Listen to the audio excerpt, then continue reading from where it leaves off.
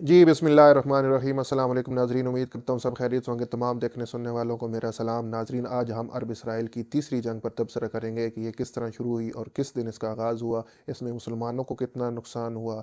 और इसको 6 दिन की जंग का क्यों नाम दिया गया। इन तमाम बातों के ऊपर तबसरा करेंगे आज इंशाल्लाह। नाज़रीन, अरब ममालिक जो थे उन्होंने इसराइल के ख़िलाफ़ जंग की तैयारी शुरू की हुई थी जब उन्होंने दूसरी जंग हारी थी इसराइल से। तब से ही उन्होंने जंग की तैयारी शुरू कर दी थी और इस सारी तैयारी के अंदर मिस्र, उर्दन, शाम, इराक और सऊदी अरेबिया और लबनान, ये सारे मुल्क शामिल थे और इन तमाम मुल्कों ने तैयारी शुरू की हुई थी। और इसी दौरान जो मिस्र के सदर थे जमाल अब्दुल नासिर, वो बार बार अपने बयानात में इसराइल को अपनी तरफ बुलाते थे और कहते थे अगर इसराइल को जंग का शौक़ है तो वो आए और हमारे साथ जंग करे। और इसी दरमियान चूंकि एक मुआहदा दूसरी जंग के बाद हुआ था जिसके तहत मिस्र ने इसराइल के लिए खलीज उक़बा को भी खोलना था और नहर सुएज़ को भी खोलना था, लेकिन जमाल अब्दुल नासिर ने नहर सुएज़ के ऊपर भी पाबंदी लगा रखी थी और मई 1967 में उन्होंने खलीज उक़बा को भी दोबारा बंद कर दिया। अब इसराइल की जो तमाम आमदोरफ्त थी जहाज़ों की, बहरी जहाज़ों की और उनके जो सामान की तरसील वहाँ से होती थी वो रुक चुकी थी। अब इस सारे मामले के बाद इसराइल ने ये किया कि उन्होंने 5 जून को सुबह 7:45 पर मिस्र के ऊपर हमला कर दिया। उन्होंने अपने 200 के करीब जंगी जहाज़ उड़ाए और उन्होंने मिस्र की तरफ रुख कर लिया। अब इनमें से कुछ जो जहाज़ थे वो तो रेड सी के ऊपर से गुजरते हुए उन्होंने मिस्र के ऊपर हमला किया और उनकी काफ़ी एयर बेसेस जो थी उनके ऊपर हमला किया और वहाँ पर खड़े जहाज़ों और एयर बेसेस को तबाह कर दिया। बाकी जो जहाज़ थे उन्होंने मेडिटेरियन सी की तरफ रुख किया और काफ़ी आगे जाकर फिर वापस आए और उन्होंने मिस्र की तरफ रुख किया और निचली प्रवाज रखते हुए वो मिस्र की तरफ बढ़ते आए ताकि वो मिस्री रिडार्स के अंदर ना आए और उन पर हमला ना हो। और इसी तरह उन्होंने मिस्र की जो बाकी एयर बेसेस थी उनके ऊपर भी हमला कर दिया और बाकी जहाज़ों को भी तबाह कर दिया। इस तरह मिस्र के अंदर जितनी भी एयर बेसेस थी उनमें जो जहाज़ थे उनको उड़ने का भी मौका नहीं मिला और वहीं पर खड़े खड़े तबाह हो गए। हाँ, कुछ जहाज़ उनके एयर बेसेस से उड़े और उन्होंने इसराइली जहाज़ों के साथ मुकाबला भी किया। कुछ इसराइली जहाज़ भी तबाह हुए, लेकिन जो मिस्री जहाज़ थे वो काफ़ी तादाद में तबाह हो गए। अब नाजरीन, इसराइली फोर्सेस ने जो उनके लिए फ़िज़ाई फोर्सेस थी उन्होंने यहाँ तक नहीं रुके कि वो मिस्र तक रुकते। उन्होंने बाकी जो उनके हमसाया ममालिक थे और उनके जो हमायती ममालिक थे जिनमें इराक था, जिसमें लबनान था, जिसमें उर्दन था, जिसमें शाम था, उनकी भी जो एयर बेसिस थी उनके ऊपर भी हमला किया और उनके भी जहाज़ों को नुकसान पहुंचाया और तबाह कर दिया। नाजरीन, ये एक पहला हमला था, एक फ़िज़ाई हमला जो इसराइल ने मिस्र के ऊपर किया और इसमें उन्होंने फ़तह हासिल कर ली। अब दूसरा हमला उन्होंने उसी रोज़ 5 जून को 8 बजे ज़मीनी हमला भी शुरू कर दिया और सराय सीना के रास्ते और गज़ा की पट्टी के रास्ते से होते हुए अंदर दाखिल होते हुए वो मिस्र के शहर अल अरीश में दाखिल हो गए। अब अल अरीश के अंदर जो मिस्री फोर्सेस मौजूद थे उन्होंने सीना बसीना लड़ने की बजाय ये तरीकाकार इख्तियार किया कि वो शहर के अंदर चले गए और ऊंचे मुकामात पर उन्होंने पोजीशंस ले ली। अब वहाँ से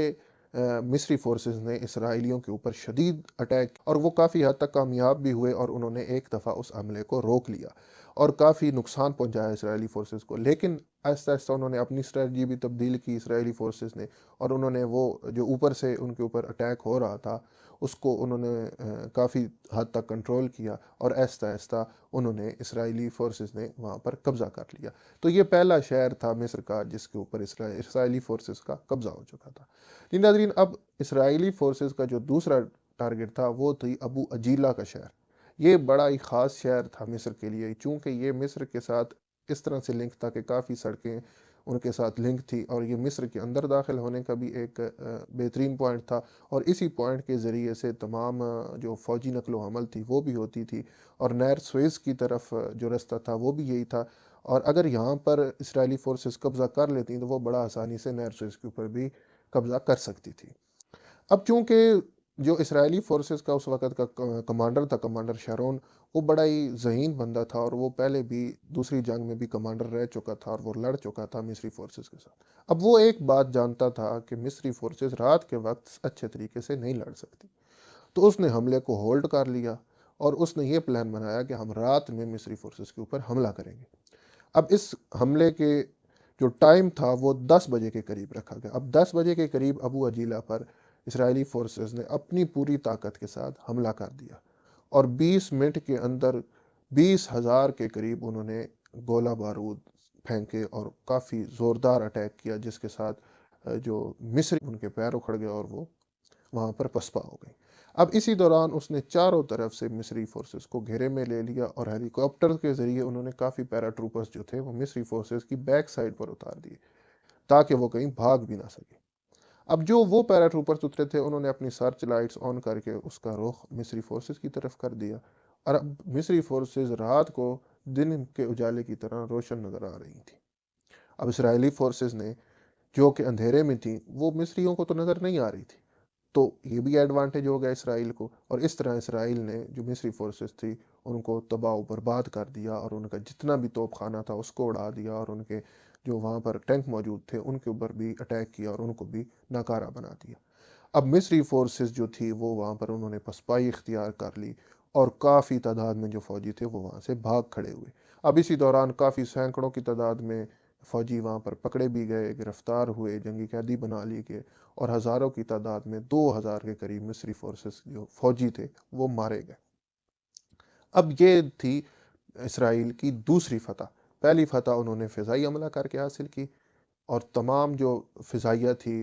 اس عرب کی جو جتنی بھی فضائیہ تھی اس کو شکست دے دی، اور دوسری ان کی فتح یہ ہوئی کہ انہوں نے زمینی حملے میں بھی 2 علاقوں پر قبضہ کر کے، 2 بڑے شہروں پر قبضہ کر کے وہ بھی فتح حاصل کر لی۔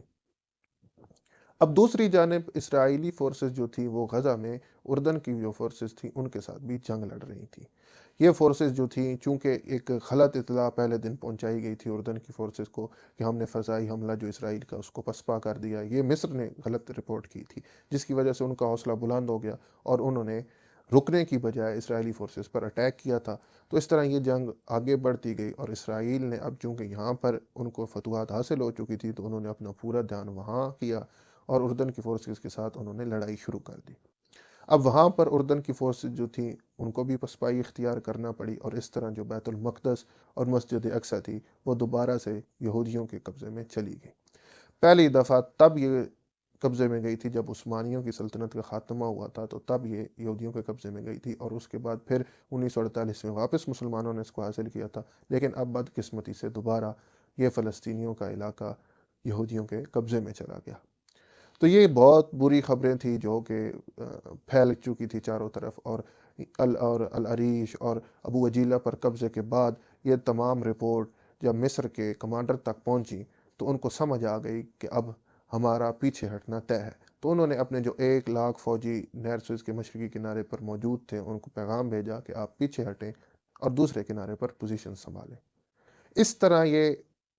جو فورسز تھی انہوں نے پیچھے ہٹنا شروع کیا، لیکن وہاں پر جو اسرائیلی فورسز موجود تھی انہوں نے ان کو چاروں طرف سے گھیر لیا اور انہوں نے ہیلی کاپٹرز کے ذریعے پیرا ٹروپرز اتارے اور چاروں طرف سے اسرائیلی فورسز مصری فورسز کو دوبارہ گھیرے میں لے لیا، اور وہاں پر جو موجود تھے فوجی ان کو بھی مارا اور کافی بھاگے بھی صحیح، اور بہت زیادہ انہوں نے جنگی قیدی ناظرین اب تک اسرائیلی فورسز کو 3 مقامات پر فتح حاصل ہو چکی تھی۔ پہلا مقام تھا ابو عجیلہ، دوسرا مقام تھا صحرائے سینا، اور تیسرا مقام تھا بیت المقدس اور مسجد اقصی کا۔ جب یہاں پر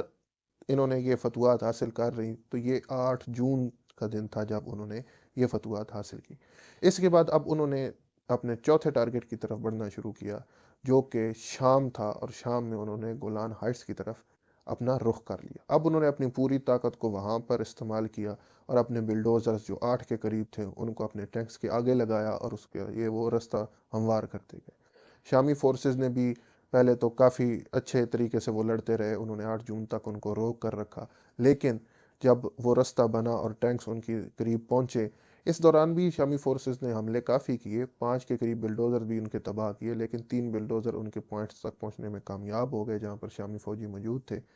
تو وہاں تک ٹینکس پہنچ گئے، اور اس طرح اسرائیل نے شامی فورسز کو پیچھے دھکیلنا شروع کر لیا اور اس گولان ہائٹ کے مقام پر بھی قبضہ کر لیا۔ اب اس طرح 4 ایسے پوائنٹس تھے جن پر اسرائیل کا قبضہ ہو چکا تھا۔ ناظرین اسی دوران 7 جون کو جمال عبد الناصر نے UN میں جنگ بندی کی اپیل کی، لیکن اس کو اسرائیل نے مسترد کر دیا، اور دوبارہ پھر انہوں نے 9 جون کو دوبارہ انہوں نے جنگ بندی کی اپیل کی جس کو اسرائیل نے قبول کیا، اور اس طرح 10 تاریخ کو جنگ بندی ہو گئی۔ लेकिन नाजरीन इस दौरान मुसलमानों ने अपने 4 बड़े मकामात खो दिए थे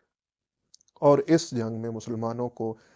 4000 साला यहूदी तारीख में सबसे बड़ी शिकस्त जो थी उसका सामना करना पड़ा। यहूदियों की ये 4000 साला तारीख की सबसे बड़ी फतह थी मुसलमानों के खिलाफ।